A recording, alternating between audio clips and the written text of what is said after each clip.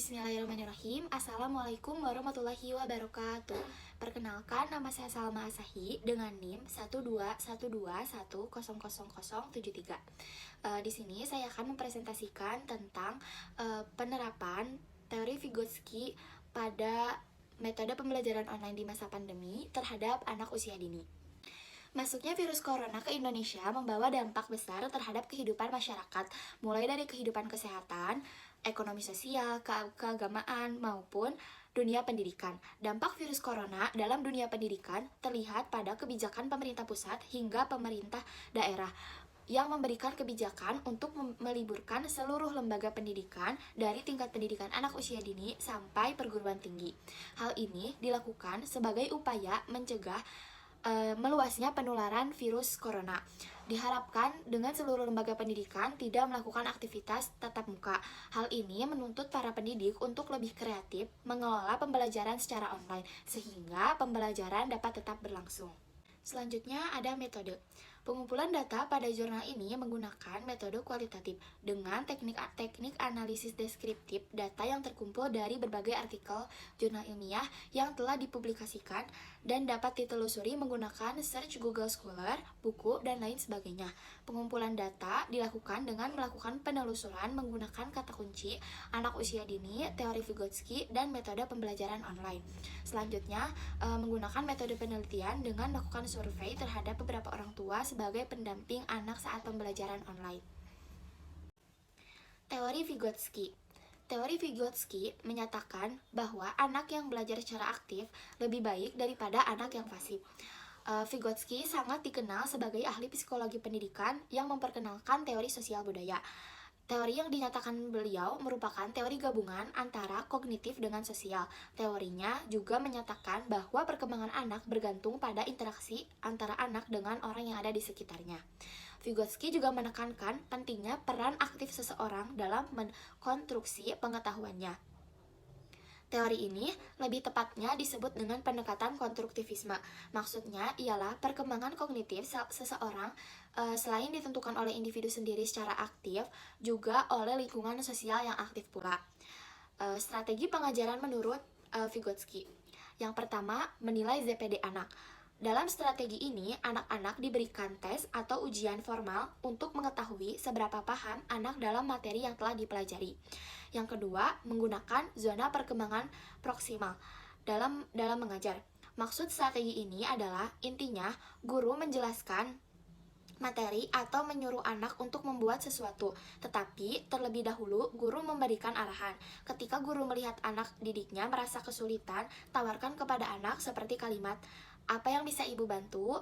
Atau cukup dengan memberi motivasi atau dorongan yang lain ke anak agar anak bisa lebih percaya. Oleh karena itu, pendidikan informal bersama keluarga harus bisa menghadirkan momentum menikmati hangatnya keluarga dan hak anak untuk bahagia bersama keluarga melalui aktivitas bersama yang dilakukan di dalam rumah. Orang tua dapat belajar melalui pencarian di Google atau YouTube untuk mengadaptasi kegiatan bermain dari model pembelajaran sentra. Kegiatan bermain dengan model pembelajaran sentra menitikberatkan seluruh kegiatan pembelajaran berfokus pada anak sebagai subjek pembelajaran. Sedangkan pendidik atau dalam hal ini adalah orang tua lebih banyak berperan sebagai motivator dan fasilitator dengan memberikan pijakan-pijakan proses pembelajaran. Oktaria tahun 2014. Selanjutnya, menggunakan teman sebayanya yang terampil sebagai guru. Tidak hanya orang dewasa yang bisa membimbing anak yang sebayanya dengannya. Sesama teman bisa membimbing atau mengarahkan teman-temannya, tetapi anak tersebut harus memiliki keterampilan. Yang terakhir ada mengubah ruang kelas dengan ide-ide Vygotsky. Maksudnya adalah anak-anak sebagian besar aktivitasnya dilakukan dalam kelompok kecil, paling lama 20 menit dalam ruangan yang disebut center one. Tujuannya adalah untuk meningkatkan kemampuan keterampilan literasi para siswa, di mana siswa bisa atau merespon pertanyaan dan bisa menghasilkan ide-ide dari siswa sendiri. Konsep utama teori Vygotsky. Konsep utama teori konstruktivisme Vygotsky terdiri dari yang pertama, Zone of Proximal Development atau ZPD. Satu konsep yang utama pada teori konstruktivisme Vygotsky adalah Zone of Proximal Development atau ZPD.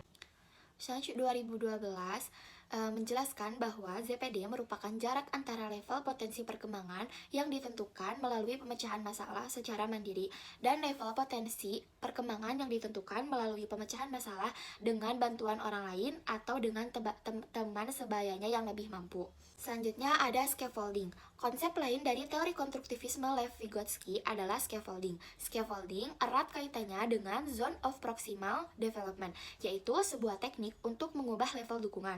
Selama sesi pengajaran, orang yang lebih ahli, guru atau siswa yang lebih mampu menyesuaikan jumlah bimbingannya dengan level kinerja murid yang telah dicapai.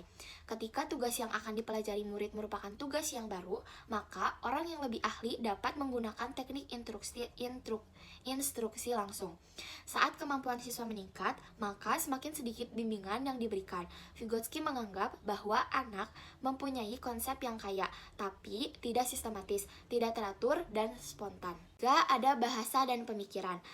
Vygotsky mempercayai bahwa bahasa tidak hanya untuk komunikasi sosial, tetapi juga untuk merencanakan, memonitor perilaku dengan caranya sendiri, yang dinamakan dengan pembicaraan batin atau inner speech. Teori Vygotsky mengemukakan bahwa anak yang menggunakan inner speech merupakan proses awal menjadi komunikatif secara sosial, dan juga menegaskan bahwa seorang anak yang menggunakan inner speech akan lebih kompeten secara sosial daripada anak yang tidak menggunakannya, menurut Santrok pada 2013. Penerapan teori Vygotsky pada pembelajaran online anak usia dini. Dengan adanya pandemi yang ada di Indonesia, mengharuskan semua kegiatan dilakukan di dalam jaringan. Peran pendidik, khususnya guru pendidikan anak usia dini, harus memberikan metode yang tepat untuk pembelajaran anak usia dini, agar dalam pembelajaran, meskipun dengan metode pembelajaran online, anak usia dini dapat dengan mudah paham dengan apa yang disampaikan. Pada pembelajaran online, peran orang tua di rumah harus lebih aktif dalam mendampingi anak belajar di rumah, agar anak tetap mendapatkan pemahaman yang baik. Pada beberapa survei membuktikan bahwa pembelajaran saat ini banyak yang belum memungkinkan untuk melakukan sistem belajar secara online atau jarak jauh, dikarenakan banyaknya kendala dan belum mampunya anak-anak atau orang tua dalam mengoperasikan gadget atau media sosial atau media teknologi, dan masih banyak kendala lainnya. Sedangkan perkembangan kemampuan belajar pada anak usia dini masih dalam tahap untuk meniru. Anak belajar dari apa yang ia lihat dan apa yang ia dengar. Prinsip belajar pada pendidikan anak usia dini yakni belajar sambil bermain. Banyak juga orang tua mengatakan bahwa anak-anak lebih menyukai kegiatan belajar bersama teman-temannya dan guru. Dikarenakan orang tua, anak biasanya malah dibentak, yang juga efeknya kurang bagus untuk anak. Bahkan, anak cenderung merasakan kebosanan ketika belajar dengan orang tua. Mungkin karena keadaan situasi dan kondisi anak jadi kurang semangat belajar, sehingga jenuh dan tidak ada teman-teman dan tidak ada orang yang memotivasi. Karena biasanya di sekolah, guru menyampaikan pembelajaran diselingi dengan seni, ada tepuk tangan, bernyanyi, dan selingan berbagai kreativitas lainnya.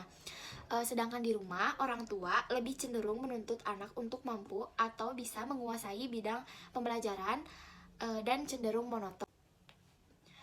Orang tua juga mengakui bahwa untuk mendampingi anak belajar di rumah lebih sulit dikarenakan faktor kesibukan orang tua terkait fasilitas belajar seperti handphone, internet, dan lain sebagainya. Poin penting utama dalam konteks ini adalah waktu kebersamaan keluarga.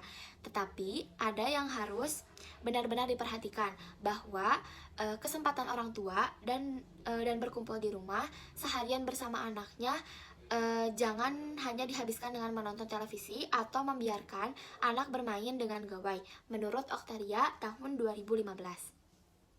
Dalam waktu yang panjang akan mengancam psikologisnya juga, berdampak pada stres, depresi, bahkan dalam jangka panjang akan sangat mengancam perkembangan mental bagi anak. Kesimpulan, menurut Vygotsky, pada pengetahuan tidak hanya didapat oleh anak itu sendiri, melainkan mendapat bantuan dari lingkungan juga. Karya Vygotsky didasarkan pada 3 ide utama. Yang pertama, intelektual berkembang pada saat individu menghadapi ide-ide baru dan sulit mengaitkan ide-ide tersebut dengan apa yang mereka ketahui. Yang kedua, interaksi dengan orang lain memperkaya perkembangan intelektual. Dan yang ketiga, peran utama guru adalah bertindak sebagai seorang pembantu dan mediator pembelajaran siswa. Penelitian menunjukkan bahwa metode pembelajaran online dinilai masih kurang efektif untuk diterapkan pada anak usia dini karena banyaknya kendala yang ada seperti belum mampunya orang tua dalam mengoperasikan gadget, koneksi jaringan yang tidak stabil, dan media teknologi yang masih terbatas dan masih banyak kendala lainnya. Mungkin hanya itu yang dapat saya sampaikan. Mohon maaf apabila terdapat kesalahan kata. Terima kasih. Assalamualaikum warahmatullahi wabarakatuh.